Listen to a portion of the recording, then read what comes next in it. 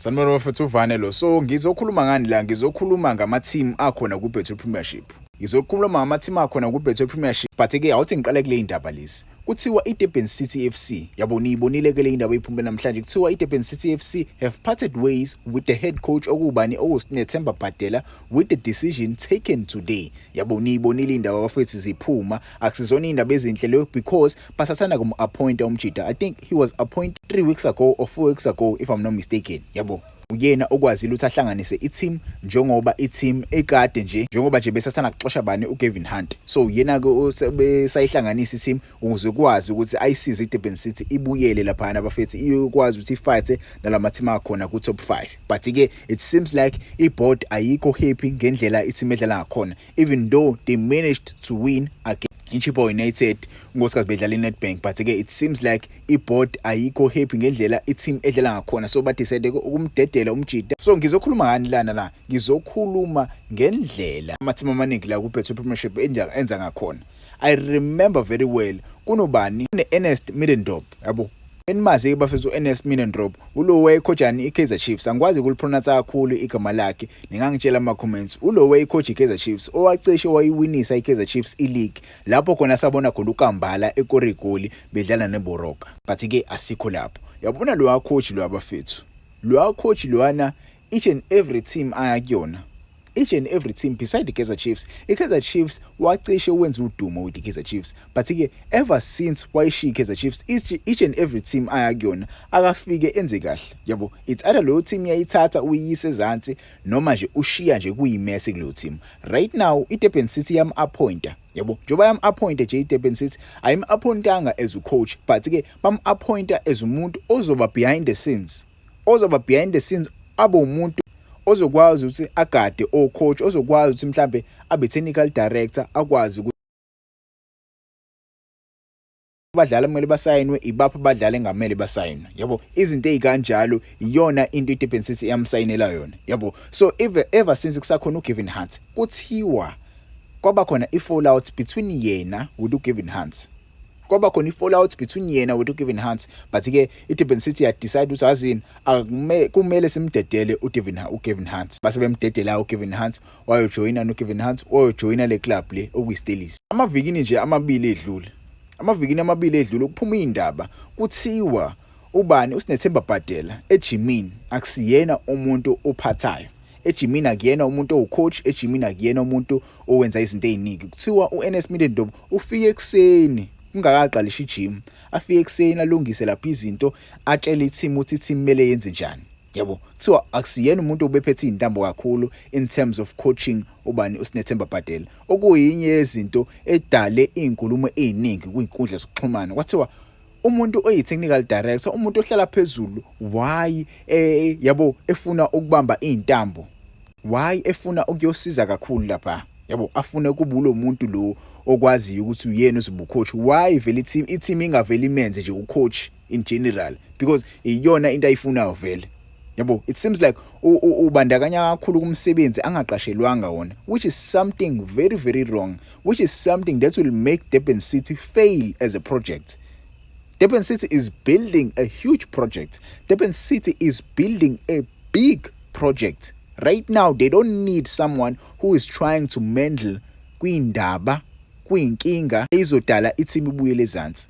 There are many sponsors that have sponsored the Durban City. Right now they need something that will make them that team in KZN, that big team in KZN. So decision like this, it makes it Durban City look like a small team. It makes it Durban City look like a small team. You cannot just fire a coach just like that after how many games? 2 games. Not even bad results, to be honest. Not even bad results. Right now, back round of 16 because of him. They were playing ibhola elihle against the Chippa United. Yes, ama penalties bengekho mahle, but they played ibhola elihle against the Chippa United. Izwa nje kuthiwa bafuna ukulanda uJohn Maduka. Bafuna nje ukulanda uJohn Maduka abe head coach yabo.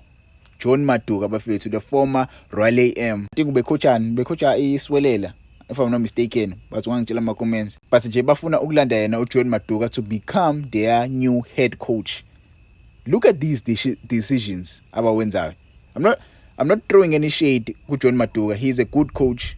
He knows what he's doing. He's a very, very good coach.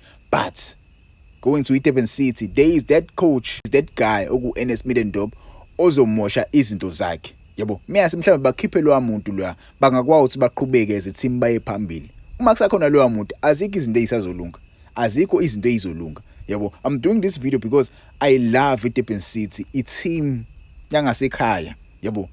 I-team edlala khona la eThekwini yangasekhaya. So I have to back these teams. I have to speak about these teams. Ngikhuluma izinto engayithandi. Izinto ezenza nje azikwazi zise iDurban City phambili. Okunaloko zinciphisa ama team akhona kwiBetway Premiership. Yabo. Ukuba khona kweteam njengeDurban City kwiBetway Premiership kwenza ama team akhona la KwaZulu Natal adlale kahle khona nawo ezofinyelela lapha kwiBetway Premiership abe khona. Yabo. So mebeloko bexoshwa coach kanje lokho kwenza team ibuke kuba team encane. Yabo. Nabadlali nabo bazomlahlekela imoral. Imagine appointing 3 coaches in one season. Imagine. Leo don't you think i-team ngezidlale kahle? Right now adebelana lo coach lo sebezolalela information bazophenduka uChippa United overnight. They are turning into Chippa United. Chippa United is a joke. Chippa United is a joke. There is a reason why Chippa United delays that. There is a reason why Chippa United delays that. They have to fix this in Durban City. They mustn't take decisions like this, careless decisions like this.